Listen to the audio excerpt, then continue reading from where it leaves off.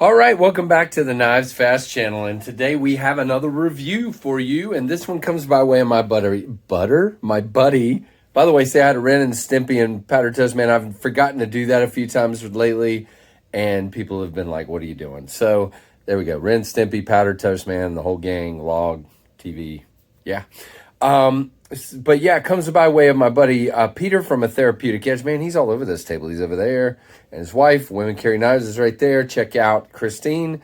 But yeah, Peter, thanks for sending this one along. And guys, when I open this up, you will say, that's a Peter knife, if you've ever watched his channel. So this is from VDK. It comes in this nice padded pouch from VDK. And this is what they call a budget line knife. Now, we'll say it's at $135, but that's a budget knife. I mean, and what you get on this one is pretty sweet. So, guys, I'm not normally a huge JG10 fan, but as I said in my unboxing, I'm a fan. This is a beautiful knife.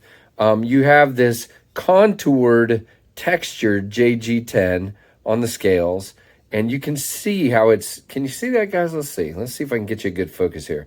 Very contoured on the scales. Comes down to nice narrow on the sides there. See that? Really, really nice. And you have, like I said, see the pattern? That's just beautiful. Now, if you want to make this blue or green or orange or pink or red, JB, yellow, whatever you want to make it, you can writ dye that sucker. And guess what? They've even given you a JG10 backspacer. But you have these great black liners. And look at the skeletonization on this one, guys. I love it. Look at that. Those liners are way milled out for weight and on a big knife. And we'll talk about specs in a minute. And then you have this great black blade. And I forgot to look for sure, guys. It's a DLC coating, and it is D2 on the steel. So there you go. It's a DLC coating. And just this really funky looking blade. I just really, really dig the shape of that blade. And I was trying to see what VDK calls this, and they don't on their website. So I'm going to call it a clip point. Yeah, that's what I'm going to call it. So I hope I'm right. It's pretty much a clip point. It's just a really narrow, long blade and super snappy. Now, it has this real low profile, tiny flipper. And I'm digging it, guys. It grabs the shape of that, just grabs the tip of your finger. You're definitely not, at least I'm not, having any issue flipping it. It's got a nice, strong ceramic ball detent. And this guy is, snappy. And look at that swedging. It just looks, JB, pokey, stabby, and mean.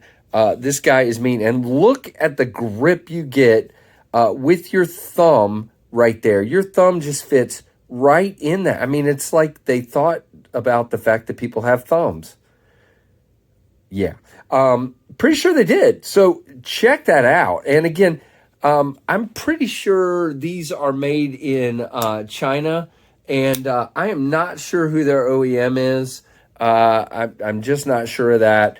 But I'm just super impressed with this knife.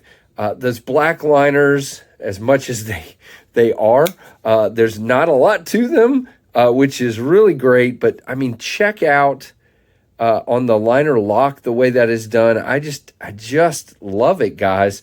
And, again, the lockup is, I'd call it, let me move my hand here.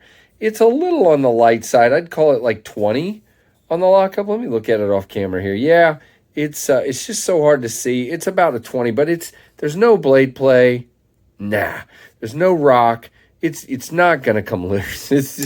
It's locked up, and it is great. So again, just a beautiful knife. Oh, the one thing I didn't really talk about here is the clip. Now, this might be the only little thing I would say. You got black here, black hardware, black liners.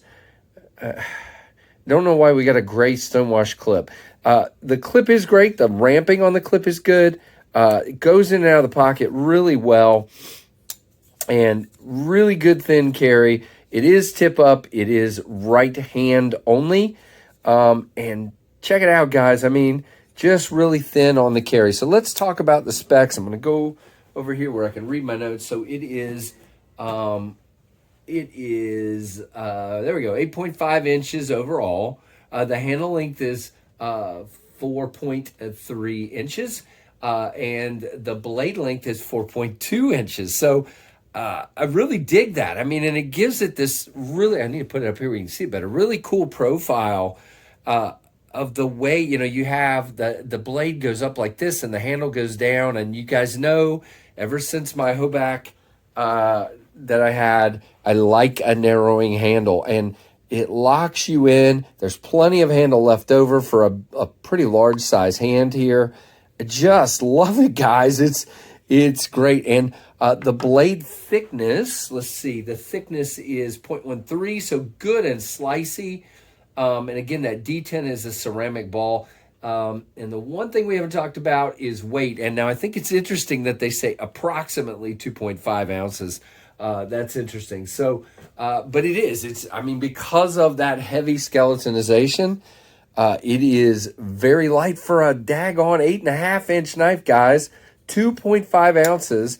If I had a scale, I'd confirm it for you. I don't have one like that right now. $135. Just really impressed with the way it flies out. Peter, I am so thankful you sent this one along for me to look at.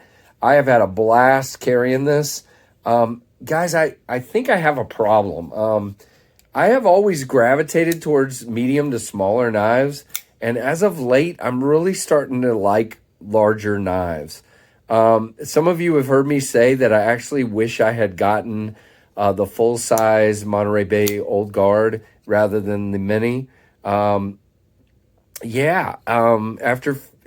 having JB's full-size for a while, I just, kind of like that. And I have Rusty Knife Lover on Instagram is sending me a Ritter, a Hogue Ritter, a full size and a mini, and it'll be interesting to see which one I like out of those two, because I will do a comparison, guys. I will.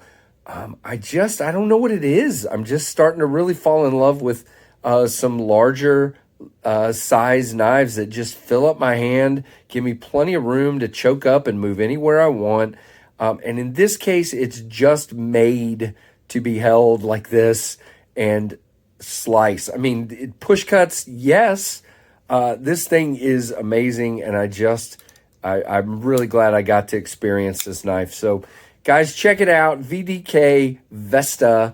I called it the Strix in my unboxing, and I am very sorry for doing that. This is the Vesta.